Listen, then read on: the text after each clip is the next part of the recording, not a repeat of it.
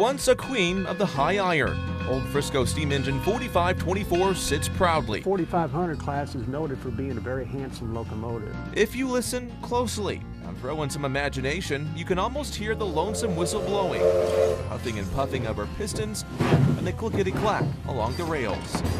She's a reminder of the golden age of the railway, a time when big steam engines like herself ruled the Frisco Railroad.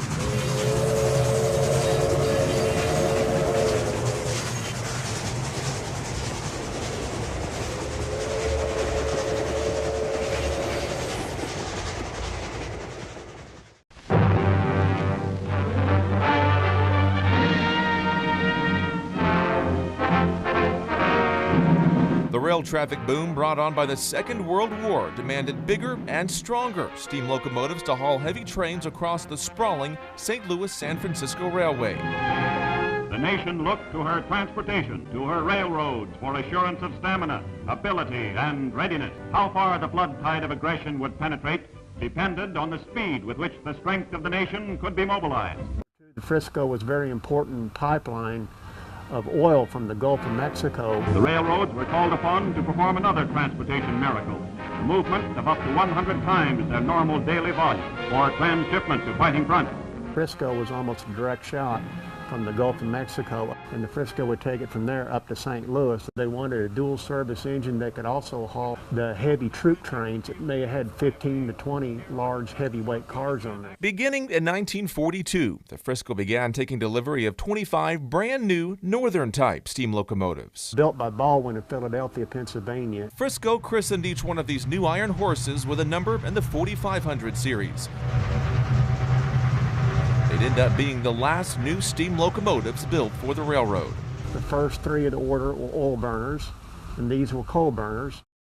This is about the largest engine on the Frisco, but as far as horsepower and everything else, this is about the top. The final one of these new giants rolling off the assembly line and onto the Frisco was number 4524. And the Frisco had a lot, most of its traffic was freight, but they were really noted for their crack top-of-the-line passenger trains too, and this could do both. 3 of these 484 beasts would be assigned to hauling speedy passenger trains, like the Meteor and Will Rogers, whisking passengers between the gateway city of St. Louis, the Queen City of the Ozarks, and Oklahoma City. The rest would head up Frisco's fast freights out of Springfield to Monette and St. Louis, with the power of 5,600 horses. Fairly straightforward. This is the throttle. This is what makes it go. And up here you had the various gauges and everything. You got a speedometer right here that goes to 90 miles an hour. I kind of doubt that was ever achieved. My personal opinion is they helped turn the tide for the Allies in World War II because of the crucial role they played. Frisco being, like I said, in the Gulf of Mexico, bringing the oil up, and there was a lot of military traffic, and these engines helped win World War II. As mighty as they were, these big Northerns were about to have their careers cut short. The modern era of the diesel was at hand, and starting in 1947, one by one, these brutes were bumped from service. By 1953, Frisco would be all diesel. Steam was over. Kept them on standby because A, they still were paying on them, and B, they thought with the Korean conflict that it might be another large all-out effort like World War II was. But that traffic increase never came. Many of these 4500 class engines had been pounding the rails for less than a decade, still relatively new when their fires were put out for good. Most spent their last days rusting away in scrap yards before being cut up, but a few would be saved from the torch. The Frisco was an expansive 4,500-mile line stretching from Kansas City to Florida and St. Louis to Texas. In the middle of it all was Springfield, Missouri. Well, the Frisco helped build Springfield into the town that it is now. It was the largest employer for several years. There's a lot of history. You can see a lot of pictures of guys that worked in the shops and their families. Like Dan said, everybody in Springfield either had a brother, dad, uncle, or somebody that knew worked for the Frisco. City leaders in Springfield had been wanting a Frisco steam engine to display at Grant Beach Park. With plenty of recently retired steam locomotives on hand, the Frisco donated number 4524, that very last steam engine built for the Frisco. The challenge at hand was how to get a 462,400-pound monster to the park. It was located blocks from the nearest railroad line. The Frisco took on the task, dubbing the job Operation Old 4524. 24 railroaders, interestingly enough, were assigned to get the project done. It was the fall of 1953 on Delivery Day, and what could be seen as one final addition of insult to injury, 4524 is brought in with a diesel. The very breed of engine that had just recently bumped her and her steam sisters from service. The crews cut into the West Belt Railroad line near the stockyards and put in a temporary switch track to get 4524 off the Frisco.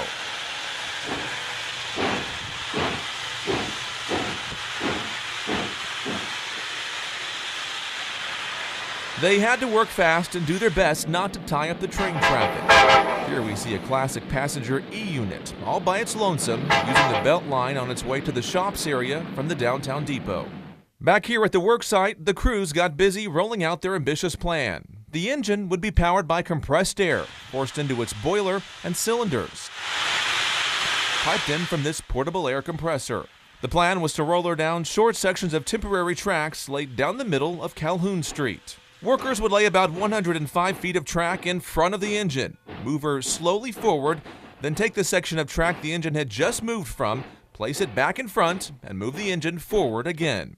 With the help of this crane and lots of elbow grease, sweat, and tears, this leapfrogging was repeated over and over, block by block. The operation had to cross back over the West Belt tracks on Calhoun. Just like an automobile, everything came to a halt. So this black and yellow Frisco switcher could trundle by with a string of cars bound for downtown.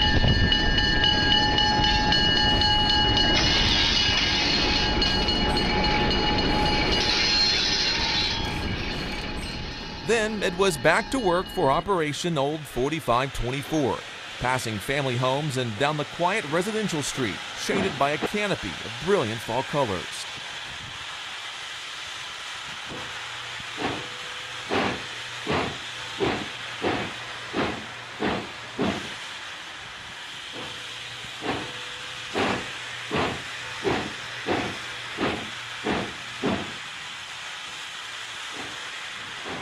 It must have been quite the sight to see a massive steam locomotive like this creeping down the way. The crowds came out each day, lining the streets to watch the progress. That's a little difficult for me to imagine, but I've heard the old timers tell me about going down the city streets and they get to a corner where a big house was and had to take a caterpillar to turn the track to get it around that corner. And I just think that'd been a tremendous undertaking. I'd like to see something like that.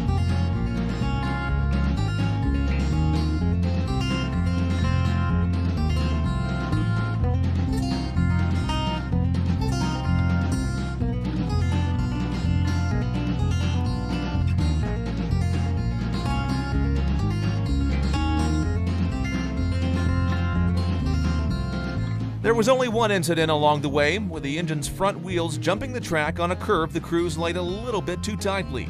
It took about a half day's work to get 4524 back on track.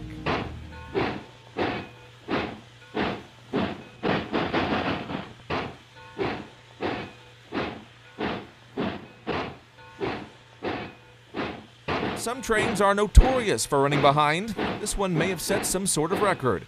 Frisco initially thought this would be a 4 to 5 day job. It wasn't until day 10 the big engine finally made its way into Grant Beach Park.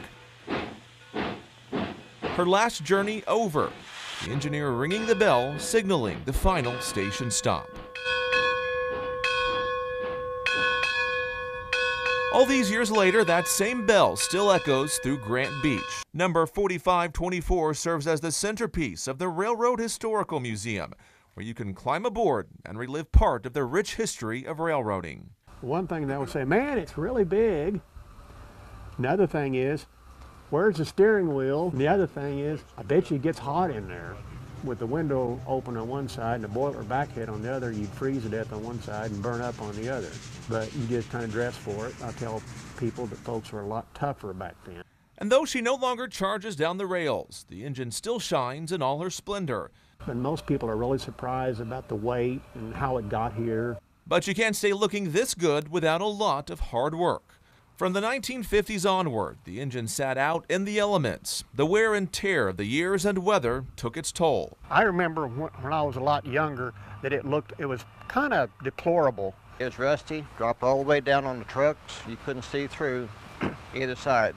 So everything was stolen, the glass was knocked out and it was spray painted or whatever. It was a mess.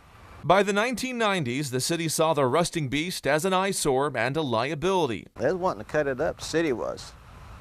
They was wanting to scrap it. It did look bad.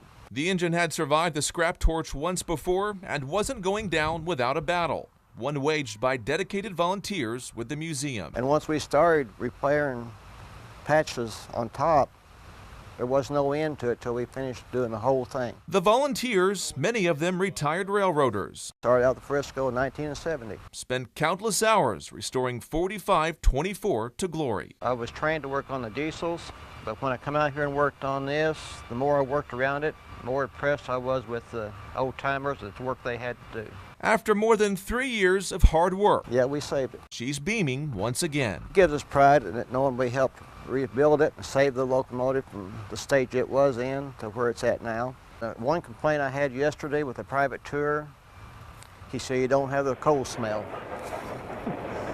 He said we need to have that put out here where they can smell the coal, the smoke and stuff like that. This engine's a war baby. That's a major effort. In my mind, I see oil trains running from siding to siding because there's so much traffic. And I see the depot downtown with War Dad's canteen and everything. And I see the country united against a common foe. And this is a part of that. They need to keep it for history to see what we progressed from to where we're at today. This old Frisco workhorse is once again leading a train, a baggage car, a commuter car, and of course, a caboose bringing up the very end. Each historic piece of this train makes up the museum that transports visitors down the track back in time. There's history here from all the way back from the steam up to what we have today. They give an idea how big they are, how massive, how much they weigh, and really it's a neat experience.